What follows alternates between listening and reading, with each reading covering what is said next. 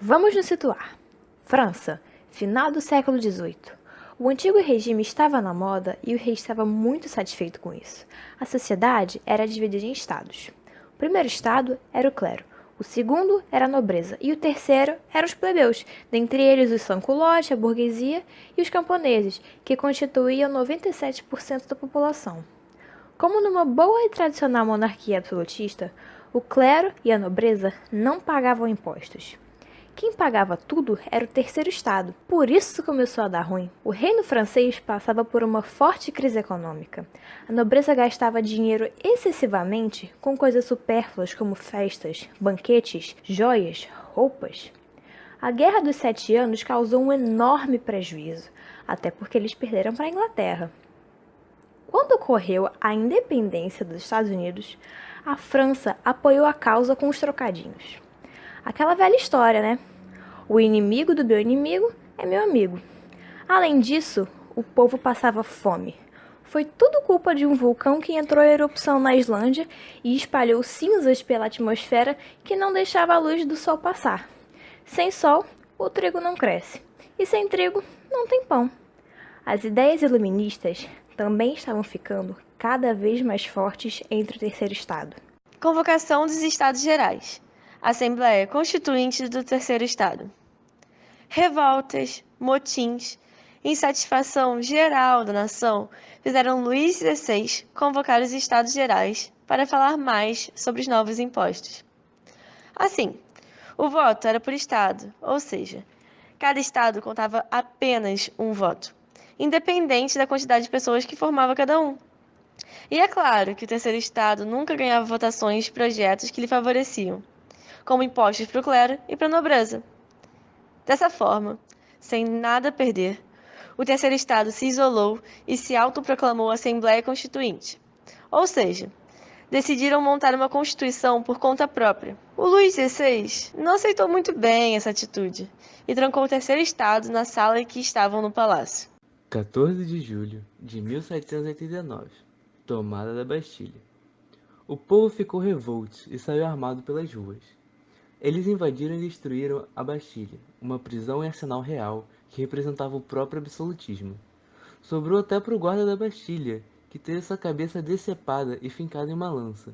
As pessoas saíram pelas ruas exibindo a cabeça deles, enfurecidas. O grande medo. No meio rural, os camponeses ouviram falar da revolta e da tomada da Bastilha e se rebelaram contra seus senhores, nobres, que foram saqueados e inclusive mortos por seus empregados. Além da participação política, esses camponeses também queriam terras, propriedades privadas para ganharem um dinheirinho e darem uma variada na dieta, plantando outros alimentos. Assembleia Constituinte. Ainda em 1789, foi formada a Assembleia Nacional Constituinte para decidir os rumos da Revolução. Por ela, foi instalada a liberdade religiosa e de imprensa. Em 26 de agosto de 1789, foi lançado um dos documentos mais famosos do mundo, a Declaração dos Direitos do Homem e do Cidadão, que garantia igualdade civil porque a econômica e social já é outra história.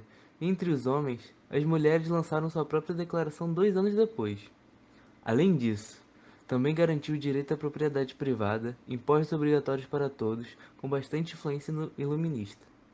Assim, a França passou a ser uma monarquia constitucional. 1789 a 1792, Monarquia Constitucional. Na Assembleia pós-Constituição havia dois grupos políticos. Os que estavam à esquerda eram os jacobinos, a baixa burguesia e trabalhadores, eram mais radicais e queriam mais direitos sociais. Os que sentavam à direita eram os girondinos, a alta burguesia, que nem estava tão interessada em continuar a revolução. De 1792 a 1795, aconteceu a conversão em República Jacobina. Os girondinos e os jacobinos descobriram cartas que Luís XVI estava trocando com o rei da Áustria, planejando fugir para lá. Ele quase conseguiu, mas quando chegou na fronteira, os jacobinos pegaram-no e o levaram para a prisão. Ele perdeu sua preciosa coroa e a república foi proclamada pelos jacobinos. 3 jacobinos ganharam grande destaque: Robespierre, Marat e Danton. Marat era um repórter que apoiava o movimento revolucionário. Robespierre e Danton eram do meio político. Eles implantaram várias medidas sociais como o fim da escravidão nas colônias francesas, educação pública, o voto universal e até um novo calendário, como uma forma de desvinculação da Igreja Católica. Também condenaram Luís XVI e a Maria Antonieta à morte pela guilhotina, porque se eles continuassem vivos, poderiam escapar e atrapalhar a Revolução. Essa foi a fase mais sangrenta da Revolução, conhecida como o Período do Terror, porque Robespierre queria matar todos que fossem contra o movimento. E era só um pouquinho paranoico. Cerca de 30 mil pessoas foram para a guilhotina. Ele estava tão fora de si que achou que seu colega de partido, Danton, era contra ele e mandou matá-lo. Onde? Isso mesmo, na guilhotina. Robespierre era apaixonado por guilhotinas. Um belo dia, Robespierre anunciou que tinha uma revelação sobre traidores no meio jacobino e que a falaria no dia seguinte. Ironicamente, sua prisão estava marcada para esse mesmo dia, porque afinal de contas ele estava pirado, guilhotinando todo mundo. Ele se desesperou e tentou se matar com um tiro na boca, mas não deu muito certo e o máximo que ele conseguiu foi um maxilar destruído, e foi embora seu único jeito de argumentar. Ele foi condenado à morte pela sua queridinha, a guilhotina. O medo dos jacobinos cresceu tanto que as pessoas pararam de apoiá-los e começaram a apoiar os girondinos. A última fase da Revolução Francesa foi o Diretório, o período de governo dos girondinos.